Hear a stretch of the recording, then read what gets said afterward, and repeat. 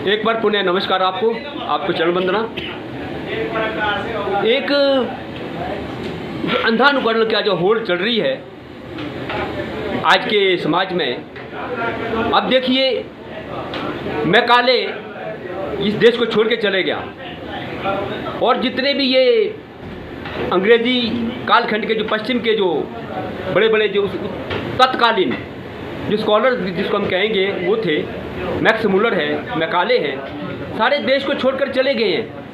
परंतु आज भी देश के अंदर जो पश्चिम का अंधानुकरण हो रहा है, आंख बंद करके, आंख मूंद करके पश्चिम की ओर जो भाग रहे हैं, इसके बारे में क्या विचार है आपका? ओम नमो नारायण।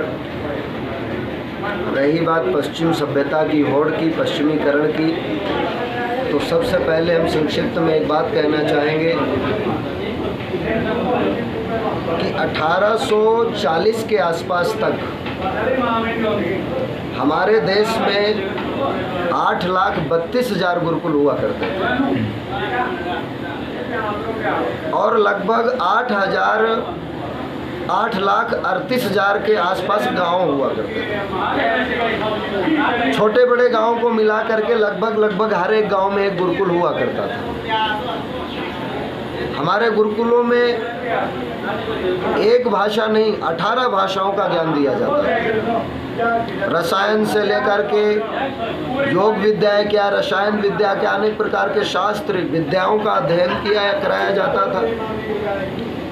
परंतु सबसे बड़ी विडंबना ये है कि जब लॉर्ड मैकाले उन दिनों भारत आया और उसने भारत का भ्रमण किया तो उसने क्या देखा कि जगह जगह यहाँ गुरुकुल है और यहाँ से बड़े चरित्रवान, बड़े महापुरुष, बड़े निपुण और कार्यशील पुरुष निकल कर के जो समाज की सेवा में आते हैं वो यहीं से आते हैं, क्योंकि उनका एजेंडा था कि भारत को किस तरह से गुलाम बनाया जाए। इस एजेंडे के तहत जब लॉर्ड मैकाले यहाँ से गया तो वहाँ उन्होंने ब्रिटिश संसद में अपना प्रस्ताव रखा कि भारत की जो शिक्षा व्यवस्था है वो बहुत मजबूत है। यदि हम भारत की शिक्षा व्यवस्था को हटा दें तो भारत को गुलाम बनाया जा सकता है। लूटने पर भारत कभी किसी देश का गुलाम नहीं बना, ये हम सभी जानते हैं। सैकड़ों सालों से इस देश को हमारे लूटा गया है, परंतु कभी भी ये गरीब नहीं हुआ। गरीब कब हुआ? जब से हमारी शिक्षा व्यवस्था को नष्ट कर दिया गया, गुरुकुलों को असंवैधानिक घोषित करके निरस्त कर दिया गया, उनकी जगह जगह कॉन्वेंट स्कूल खोले गए, क्योंकि ये एजेंडा था ब्रिटिश सरकार का और वो चाहती थी कि हिंदुस्तानी शरीर से तो हिंदुस्तानी रहे पर दिमाग से अंग्रेज बनाएंगे हम उनको। इसलिए उन्होंने ऐसी शिक्षा पद्धति ला करके जगह जगह कॉन्वेंट स्कूलों का निर्माण करा दिया गया और गुरुकुलों को बंद करा दिया गया, जिस वजह से आज की जो हमारी शिक्षा है वो है ही पश्चिमी शिक्षा। और जब बचपन से किसी भी बच्चे को जिस माहौल में, जिस शिक्षा में उसका परवरिश होगी, वो उसी सभ्यता की ओर दौड़ेगा।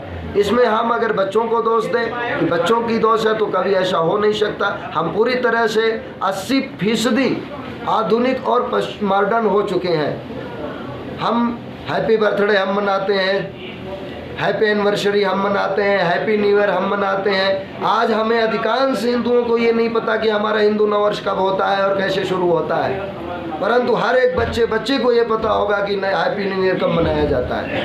तो कमी माँ बाप में है, जो संस्कारों की कमी है। अपने बच्चों को यदि जब तक हम पुनः से गुरुकुलों की स्थापना नहीं करेंगे और अपने बच्चों को स्वयं में संस्कारित नहीं करेंगे, तब तक इस देश का उत्थान नहीं हो सकता। और हमारी यही कामना है, निवेदन है सभी से, जन से, कि अपने बच्चों को सनातनी बनाएं, उनको संस्कृत अवश्य पढ़ाएं, ताकि अगर उनको संस्कृत का ज्ञान होगा तो अपने शास्त्रों को, अपने वेदों को पढ़ सकते हैं और सही अर्थों में अपने धर्म को, अपनी संस्कृति को समझ सकते हैं। और जो हमारे धर्म है, जो हमारी संस्कृति है, जो हमारे शास्त्र है, सारे रिसर्च उन्हीं से हुई है। हर एक साइंटिस्ट, चाहे वो टेस्ला हो, चाहे वो कोई भी वैज्ञानिक हो, हर हमारे शास्त्रों से प्रभावित है। हमारे वेदों से जितनी भी आज ये खोजें हुई है, सब हमारे वेदों से और शास्त्रों से हुई है। इसलिए अपने बच्चों को अवश्य संस्कृत का ज्ञान अवश्य कराएं और जो है हिंदू सनातनी बनाएं उनको, यही हमारा अनुरोध है। आपके श्री चरणों में फिर एक बार नमन। आपका बहुत बहुत धन्यवाद, आपने अपना समय दिया।